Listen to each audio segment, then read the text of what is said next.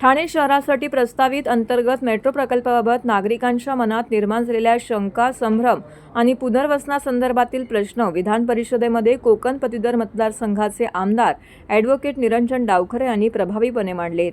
विकास प्रकल्पांना विरोध नसून नागरिकांना विश्वासात घेऊन आणि त्यांचे प्रश्न सोडवतच प्रकल्पांची अंमलबजावणी व्हावी अशी भूमिका त्यांनी सभागृहात स्पष्टपणे मांडली आहे. अर्धा तास चर्चेदरम्यान बोलताना आमदार ॲडव्होकेट निरंजन डावखरे यांनी ठाणेकरांच्या मनातील प्रमुख प्रश्न सभागृहात मांडले.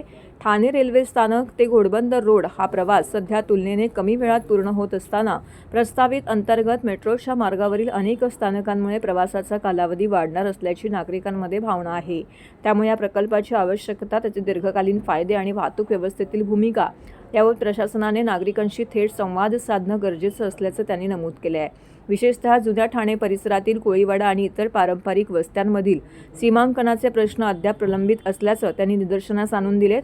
अनेक ठिकाणी 20 ते 25 वर्षापूर्वी उभारलेल्या इमारती आणि घरांच्या खाली भूमिगत कामे होणार असल्याने नागरिकांच्या सुरक्षेबाबत आणि मालमत्तेच्या संरक्षणाबाबत मोठ्या प्रमाणामध्ये चिंता व्यक्त केली जात आहे. या भागातील नागरिकांनी जिल्हाधिकारी आणि महापालिका प्रशासनाकडे निवेदन सादर केली असली तरी त्यांना समाधानकारक माहिती किंवा स्पष्ट भूमिका मिळालेली नसल्याचं देखील त्यांनी सांगितलं आहे. आमदार ॲडव्होकेट निरंजन डावखरे यांनी प्रकल्पासाठी स्थानिक नागरिक, वास्तुविशारद, तज्ज्ञ, व्यापारी, स्थानिक रहिवासी आणि लोकप्रतिनिधी यांच्या स्वतंत्र बैठका आयोजित करून त्या प्रकल्पांची संपूर्ण माहिती देण्याची मागणी केली आहे. प्रस्तावित अंतर्गत मेट्रो, मुंबई मेट्रो लाईन 4 आणि उपनगरी रेल्वे व्यवस्थेची प्रभावी एंड टू एंड कनेक्टिव्हिटी कशी साधली जाणार याबाबतची शासनाने स्पष्ट भूमिका मांडावी अशी अपेक्षा त्यांनी व्यक्त केली आहे. निरंजन डावखरे. सभापती महोदय, प्रश्न क्रमांक 9284. सभापती महोदय, वितरित केल्याप्रमाणे. सभापती महोदय, जव्हारमधल्या कस्तुरबा गांधी निवासी आदिवासी बालिका विद्यालयातील 15 कॉन्ट्रॅक्टच्या कर्मचाऱ्यांची सेवा समाप्तीच्या संदर्भातलं हा प्रश्न आहे आणि याच्यामध्ये उत्तरामध्येच खरं तर मंत्री महोदयांनी विभागाने मान्य केलेलं आहे की 15 मधल्या 10 कर्मचाऱ्यांची सेवा समाप्तीच्या संदर्भातली कार्यवाही त्यांनी केली नाही, 15च्या लोकांची केली. 15 पैकी 10 लोकांना परत घेतलं. मग उर्वरित 5 लोकांचं काय? उर्वरित 5 पदं जी रिक्त आहेत ती तातडीने भरण्याबाबत आपण शासन म्हणून काय कारवाई करणार? त्याचबरोबर सभापती महोदय, दुसरा प्रश्न असा आहे की राज्य शासन आणि केंद्र शासनाच्या मार्फत विविध शासकीय विभागामध्ये कॉन्ट्रॅक्ट बेसिसवरती कार्यरत कर्मचाऱ्यांना 11 महिन्याच्या तत्वावरती नियुक्तीचे आदेश दिले जातात. उदाहरणार्थ सर्व शिक्षा अभियान असेल, राष्ट्रीय ग्रामीण आरोग्य अभियान असेल, त्या असे इतर प्रमाणे अनेक ठिकाणी आपण 11 महिन्यांच्या कॉन्ट्रॅक्टवरती यांना ठेवतो. त्याच धर्तीवरती राज्यातील आश्रमशाळा व विशेष शाळा, वसती शाळा आणि इतर प्रकारच्या शाळांमध्ये कॉन्ट्रॅक्ट बेसिसवर जे शिक्षकेतर कर्मचाऱ्यांना आपण 11 महिन्याच्या तत्वावर नियुक्तीचे आदेश देणार का? हा सभापती महोदय माझा दुसरा प्रश्न आहे. आणि खरं तर सभापती महोदय, समग्र शिक्षा विभागाने सेवा समाप्तीचा एक प्रस्ताव जिल्हा परिषदेकडे पाठवला आहे. शिक्षण विभागात त्याच्यामुळे एक अस्वस्थता पसरली आहे. याच योजनेच्या अंतर्गत IT विभागातील 3000 कर्मचाऱ्यांना शासनाने सेवेत सामावून घेतले. उर्वरित लोकांवरती अन्याय होऊ नये या दृष्टिकोनानेही आपण सकारात्मक उत्तर या प्रश्नाचं उत्तर देताना मंत्री महोदयांनी द्यावं अशी अपेक्षा व्यक्त करतो. हे स्पेसिफिक 3 प्रश्न सभापती मी विचारले, त्याचं उत्तर माननीय मंत्री महोदयांनी द्यावं अशी विनंती करतो.